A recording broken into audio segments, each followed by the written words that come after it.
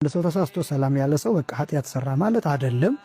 ሰላምታን በተመለከተ ሰላምታ የሚከለከለው በጸሎተ ሐሙስ ቀን ብቻ እንጂ ሙሉ ሰሙነ ሕማማት ሰላምታ አይከለከልም። ሲጀመር ሰላምታ የሚከለከልባቸውን ጊዜያት የሉም። በቤተ ክርስቲያን ንጹህ ሰላምታ፣ ቅዱስና ልዩ ሰላምታ አይከለከልም። ለምንድነው በጸሎተ ሐሙስ ሰላምታ የሚከለከለው ለምንድን ነው ቢባል ያው እንደሚታወቀው ሐሙስ ማታ ጌታችን መድኃኒታችን ኢየሱስ ክርስቶስን ይሁዳ ጌታን በመሳም ወይም በሰላምታ አሳልፎ የሰጠበት ቀን ነውና ያንን ለማሰብ ሲባል በዕለተ ሐሙስ ሰላምታ ይከለከላል።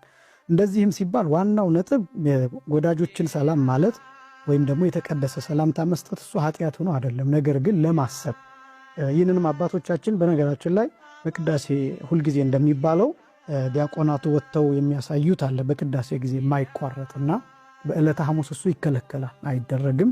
ያ ማለት ምንድነው? ተአመሁ በበይናቲክሙ በአማሃ ቅድሳት የሚለውን እሱን ከመቅደስ ወጥተው በመስገድ ያሳያሉ። በጸሎተ ሐሙስ ግን እሱ አይደረግም። ለምን ቢባል በዚህ ቀን ይሁዳ ጌታን ንጹህ የሆነውን ሰላምታ ሳይሰጥ የሰላምታን አመለካከት ያቆሸሸበት ቀን ነውና ያንን ለማሰብ ነው።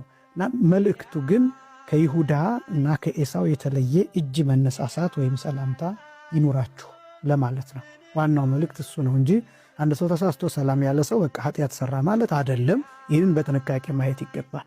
ሰሙነ ሕማማት አጠቃላይ ሰላምታ አይከለከልም። ሰላምታ የሚከለከለው ወይም እንዲታሰብ የሚደረገው በዕለተ ሐሙስ በጸሎተ ሐሙስ ብቻ ነው። እሱም ደግሞ ዋናው ነጥብ ከይሁዳ ከኤሳው የተለየች ሽንገላ የሌለባትን ሰላምታ ተለዋወጡ ለማለት እንጂ ሰላምታ መቀያየር ኃጢአት ነው ማለት አይደለም። ነገር ግን ለማሰብ ያህል እንታቀባለን። አንድ ክርስቲያን ሰላም ሊነን ሲመጣ ዛሬ እኮ ሰላምታ የለም፣ ምክንያቱም ይሁዳ ጌታን አሳልፎ የሰጠበት ቀን ነው በሰላምታ ስለዚህ ሰላምታችን ንጹህ ይሁን ብለን ተማምረን እንለያይበታለን ማለት ነው። እና ይህን ነጥብ ለማስቀመጥ እንጂ ሰላምታ በራሱ ኃጢአት ነው ለማለት አይደለም። አንዳንዶች ሰዎችን ለመዝጋት ስለሚጠቀሙበት ነው። ይሄ ስህተት ነው።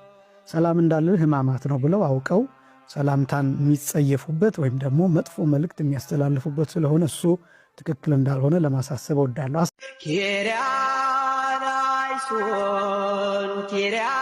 ኪርያላይሶን ተሻረ በርሱ ቁስ